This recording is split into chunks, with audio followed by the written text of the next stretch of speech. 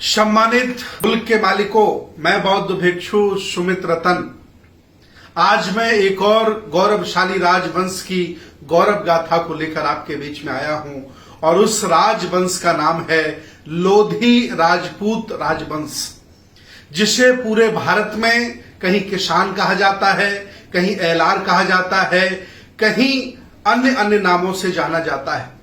मैं आपको बता दूं, ये लोधी राजपूत राजवंश बहुत ही पुराना राजवंश है। इस राजवंश ने जम्बूद्वीप में, परतंत्र भारत में बहुत सारे रजवाड़ों का नेतृत्व किया है, अर्थात ये राजवंश कई बार राजा रहा है।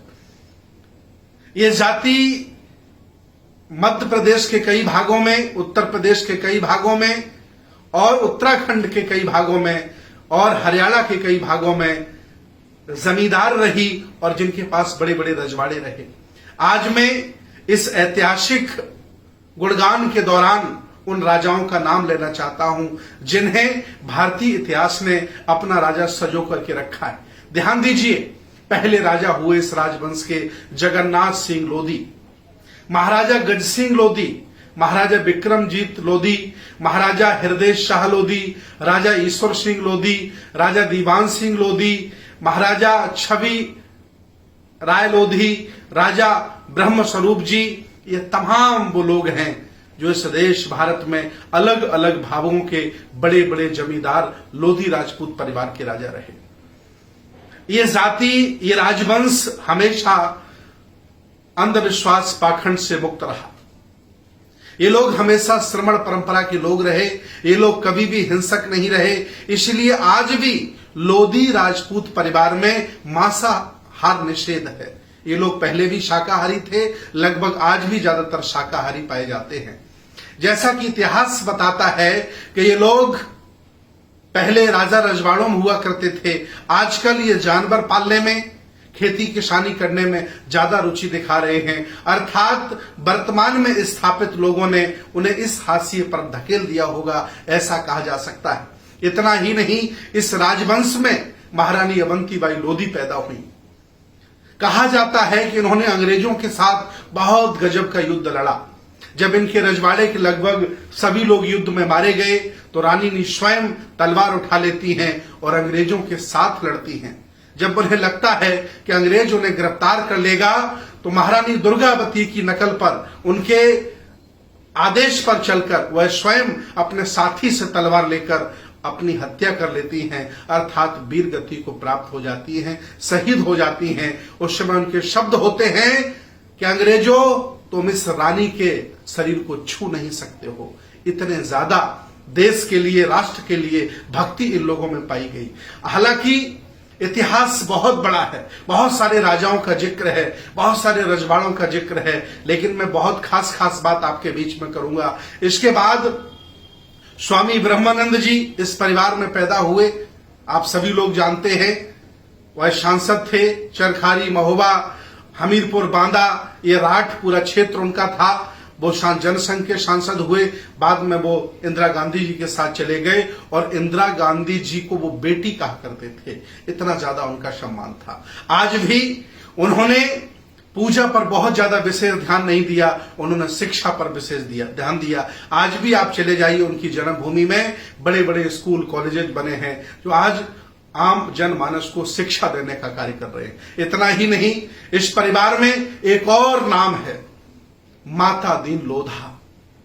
उन्नाव कानपुर की घटना है।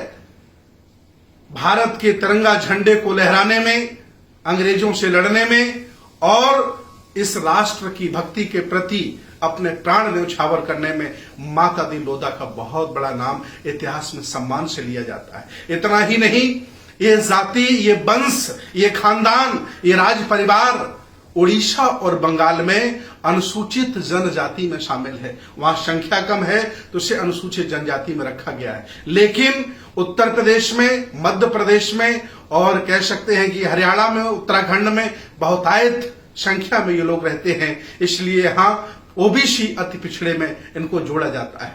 लेकिन ये राजवंश रहा। छत्री का शाब्दिक अर्थ हम समझा दें आप लोगों को, पाली भाषा में खत्तीय शब्द था और खत्तिय का मतलब था जमींदार, खेती बाड़ी वाला, अर्थात वही व्यक्ति, यही शब्द आगे चल करके क्षत्रिय बना, अर्थात ये राजवंश क्षत्रिय राजवंश है, खेती बाड़ी वाला है। इन्होंने देश को संभाला है, देश को स्वर्णिम पहुंचाया है। इन्होंने हक वंचित असहाय कमजोर लोगों के साथ खड़े होकर हमेशा जुल्म के साथ डटकर मुकाबला किया। ये राजवंश बहुत बड़ा राजवंश है। इतना ही नहीं, इस राजवंश में कल्याण सिंह बाबूजी ने जन्म लिया, इस राजवंश में उमा भारती ने जन्म लिया, इस राजवंश में प्रहलाद पटेल जो केंद्रीय मंत्री उन्होंने जन्म लिया, इस राजवंश में डॉक्टर भारत सिंह जो पीआईआईटी के मालिक है उन्होंने जन्म लिया। मैं पूछना चाहता हूं, जब देश आपने संभाला, देश को स्वर्णिम आपने बनाया, देश के लिए कुर्बानियां आपने दी, लेकिन आज मैं आपसे पूछना चाहता हूं, वर्तमान की संवैधानिक व्यवस्था में सुप्रीम कोर्ट में जज कितने हैं आपके, हाई कोर्ट में जज कितने हैं आपके, राज्यपाल कितने आपके, दूतावास में आप लोग कितने हो, मुख्यमंत्री कितनी बार बनने का आपको मौका मिला, इवन अयोध्या में राम मंदिर का जो न्यास बना है, जिसे हम ट्रस्ट कहते हैं, उस ट्रस्ट में आखिर आपको सदस्य क्यों नहीं बनाया गया है, मैं आपसे पूछना चाहता हूं। आज अगर ये परिवार, ये राजवंश, ये ऐतिहासिक राजवंश आज भी अपने पुरखों की यादों को ताजा करे, उनके पौरुष को पहचाने, तो आज भी मैं दावे के साथ कह सकता हूं कि लोधी राजवंश शासक बन सकता है और अपने सभी भाइयों को साथ लेकर अपने पुरखों की तरह ये शासक बन सकता है। लेकिन ऐसा देखने को नहीं मिलता है।